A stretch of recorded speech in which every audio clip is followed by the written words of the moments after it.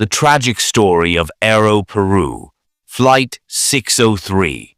Imagine you're an experienced pilot, flying for your country's national airline. You've just taken off from an airport you've departed from hundreds of times. There's just one problem. You have no idea how high you are or how fast you're flying. And there's one more issue. It's nighttime.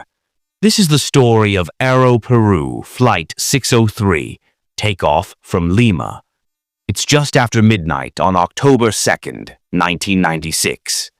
aeroperu, Flight 603, prepares for departure from Jorge Chavez International Airport in Lima, Peru. The flight is bound for Santiago, Chile, on a 3-hour journey. The aircraft is a 4-year-old Boeing 757, one of the most advanced airliners of its time, with an excellent safety record.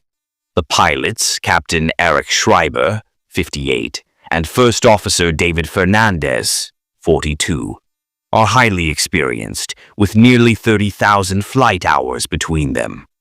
There are 61 passengers and 9 crew members on board, including Chilean, Peruvian, Mexican, British, and New Zealander nationals. The weather conditions are good, with light winds, clear skies, and no rain. At 12:42 a.m., the flight is cleared for takeoff. Everything appears normal until moments after liftoff. Confusing instrument failures.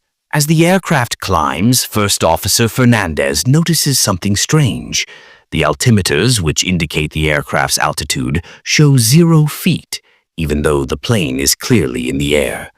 A Boeing 757 has 3 altimeters, one for the captain, one for the first officer, and a backup. All 3 have failed. As the plane enters a layer of clouds, the pilots must rely solely on their instruments. But Captain Schreiber notices another problem. His airspeed readings are incorrect. Then Fernandez realizes that his own speed reading is also wrong. False warnings and total confusion. More alarms begin to sound. Rudder ratio warning. The system falsely believes the aircraft is flying at high speed and warns against abrupt rudder movements.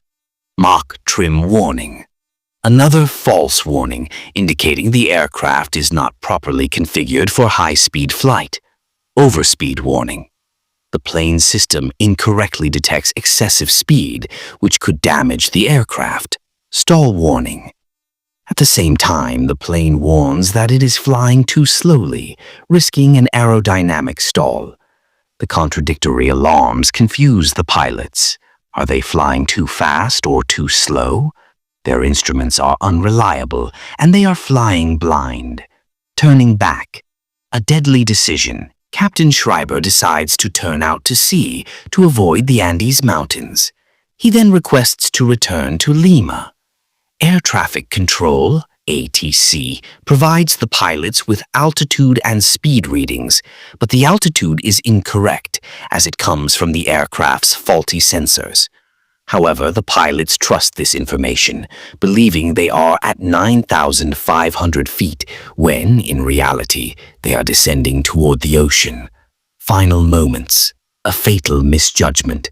As they prepare to land, the overspeed warning and stall warning continue to sound. The Ground Proximity Warning System, GPWS, suddenly activates. Terrain. Too low. Terrain. This warning is genuine. It comes from a radio altimeter, which measures height by bouncing signals off the ground.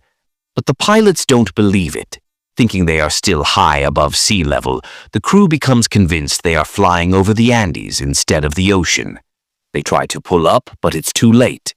At 1:11 a.m., Flight 603 crashes into the Pacific Ocean at 460 kilometers per hour. The left wingtip strikes the water first, flipping the aircraft upside down. There are no survivors. Investigation and shocking discovery. When investigators recover the wreckage, they make a shocking discovery.